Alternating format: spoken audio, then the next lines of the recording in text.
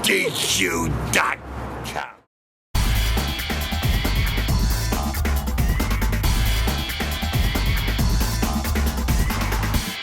Greetings to everyone out there in the NoDQ galaxy. Welcome to NoDQ video right here on NoDQ.com, as well as the YouTube channel, youtube.com/AaronRift_NoDQ.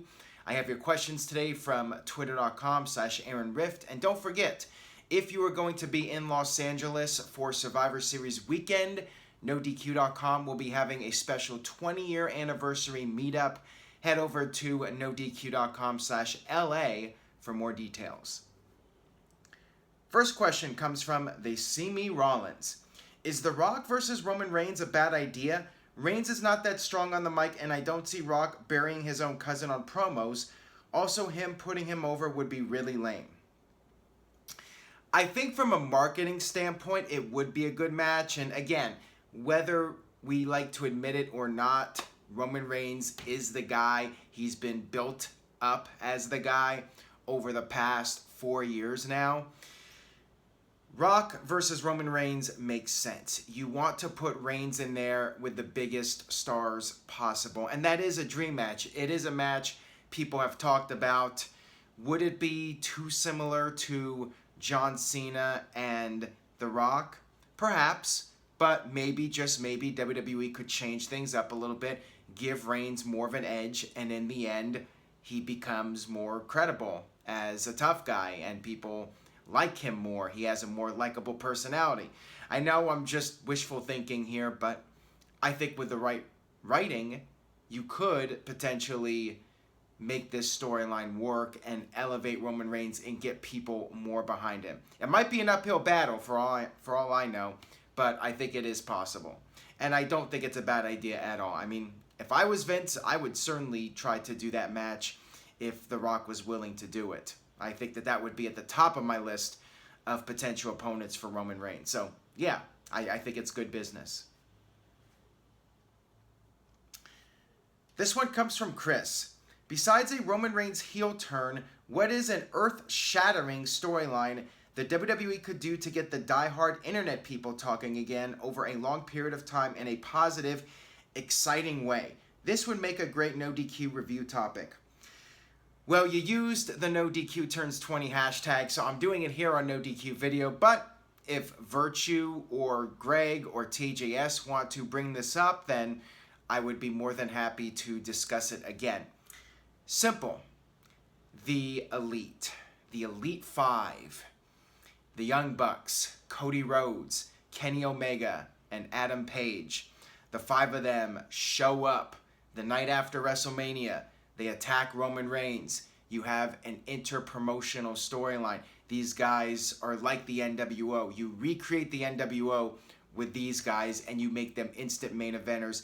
They destroy Reigns. Hell, even bring back Lesnar. Maybe do Roman Reigns versus Brock Lesnar on Raw the night after WrestleMania. You know the fans are going to crap on it. And as they're crapping on it, all of a sudden these five guys, the Elite Five, come out, and they can even do the five as their symbol. The Elite Five come out, they destroy Reigns and Lesnar, and the crowd goes crazy, and you have 5 new superstars made in one night. That would be a water cooler moment. That would be something that people would talk about. Just like The Shield. When The Shield came in, made a huge impact right off the bat. And these guys already have the buzz from All In and New Japan and Ring of Honor. It would be huge for the internet fans if these 5 guys showed up as a group and attacked the Vince guys, Roman Reigns, Brock Lesnar. Now, what would the end result of this storyline? What would that be?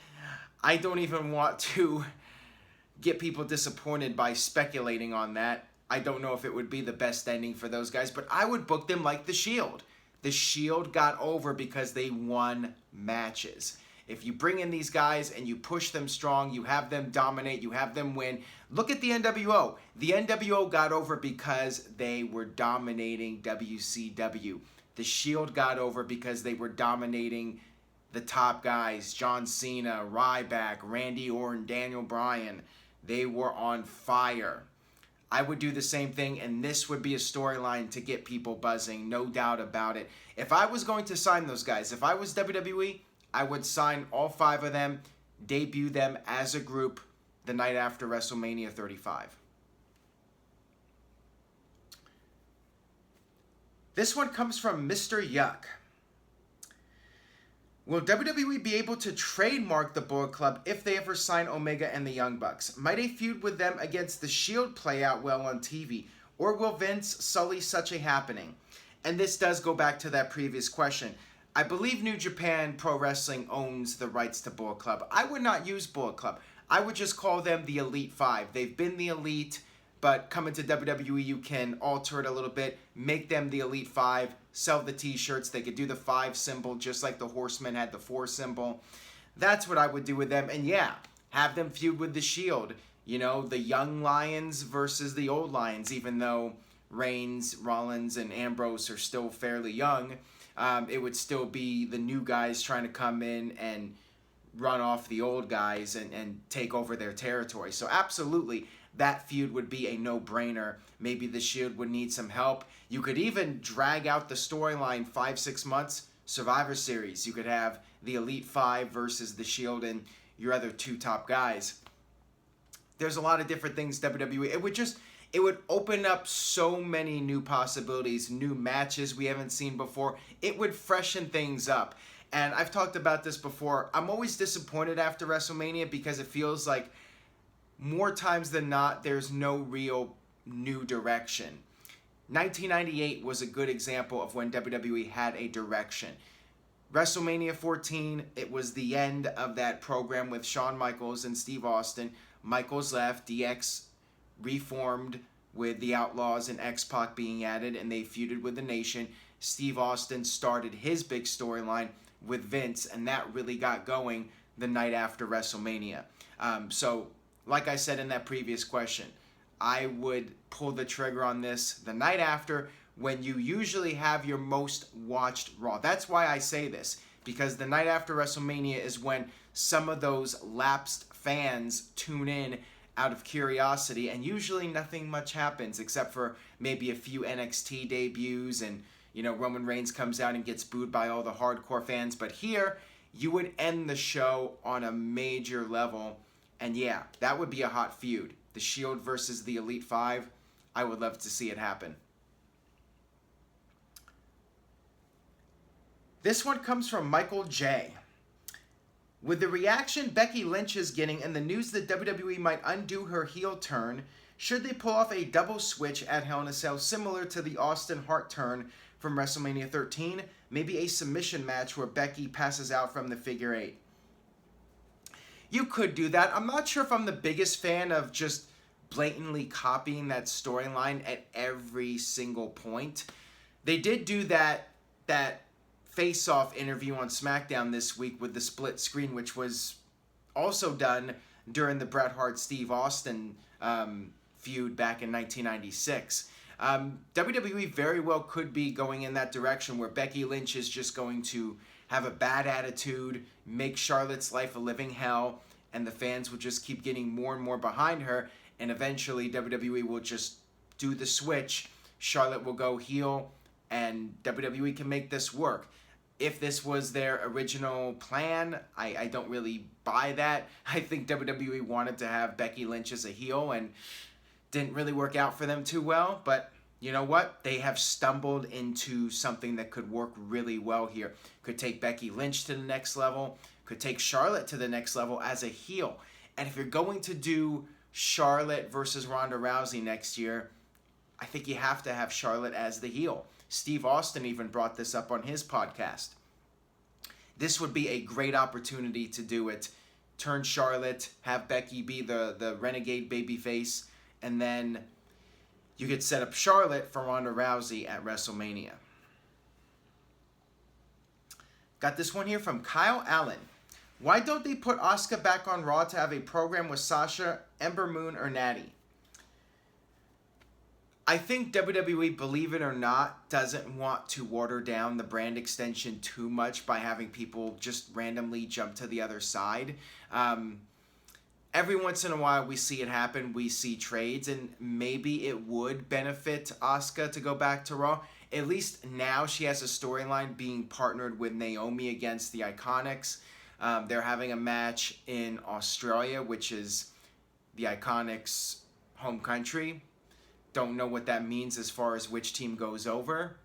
But yeah, maybe after that, WWE could consider a switch. Come up with a storyline and the GMs arrange a switch. I would like to see it every now and then. I think WWE can do that kind of storyline without watering down the brand extension. Every now and then you do a trade. I don't see a big problem with that if it's done once in a while. If WWE started doing it like once a month, it would be bad, but they haven't really done it. And I'm surprised because this is a company that likes to do things to death. When they do one concept, they do it over and over and over. And we just don't see the brand, switches like that all that often. They don't do the trades. Every now and then they do, but I cannot even remember the last one.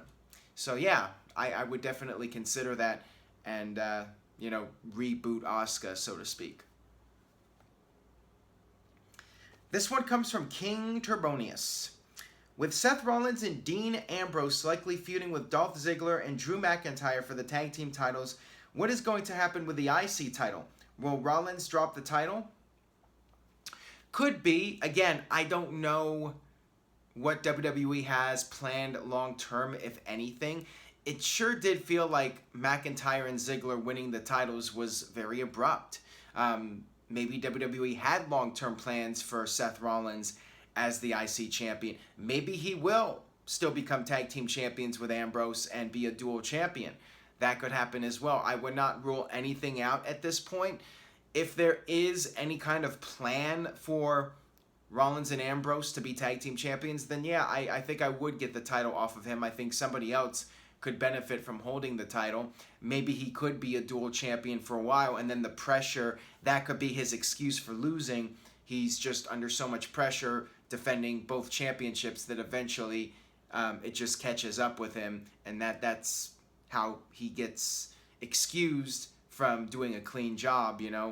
There can be that excuse. So he had to defend both championships. Somebody like Elias, I think, should have won it at Money in the Bank, but it's never too late to revisit that and give Elias the IC title, or somebody that could really use it right now, like a Bobby Roode, or any number of guys could help their status by being champion. Although, with that being said, you look at Shinsuke Nakamura on SmackDown, the United States champion, and he hasn't been on TV in like 3 weeks. So, it is what it is. Got this one here from It's the Costanza.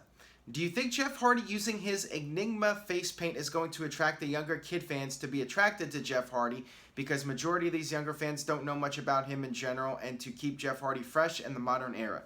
That was a handful of a question. I think they have been attracted to him. I think that's why Jeff Hardy has been doing it for years. Jeff Hardy has always been a very kid-friendly character. He's one of those characters that really does appeal to everybody. But yeah, the face paint is definitely something that appeals to kids. It always has, and it probably always will.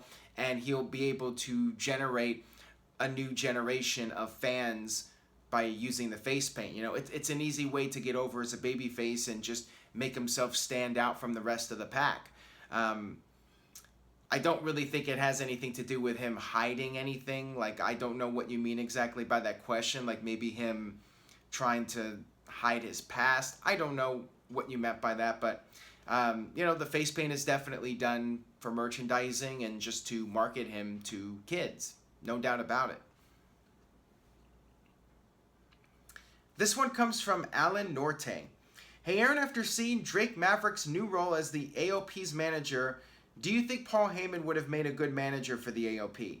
They're not great on the mic right now, and they could be beasts of the Raw tag team scene. Your thoughts?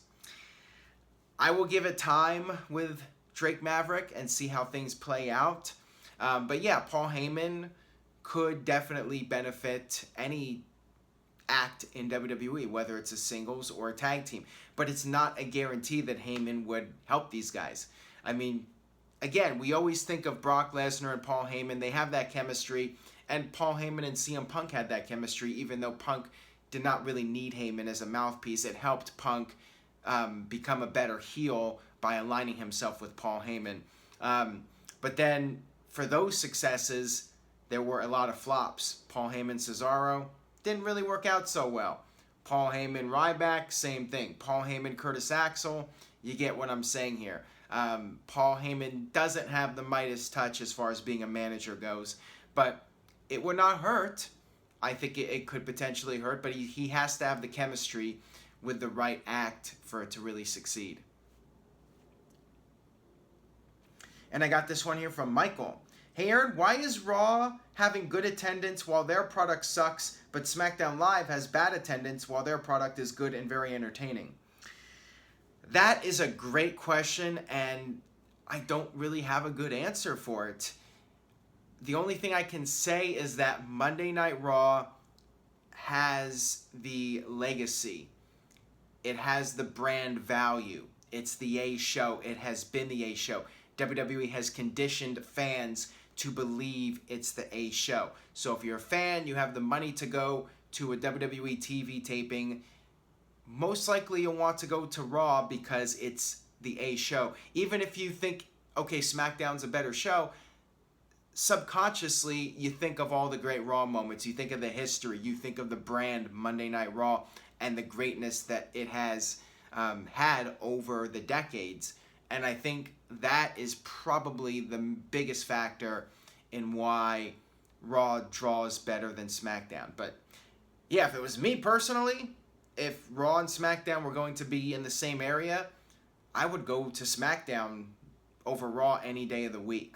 So yeah, I really don't have a great answer for that other than what I just said. That'll wrap it up for this edition of NoDQ Video.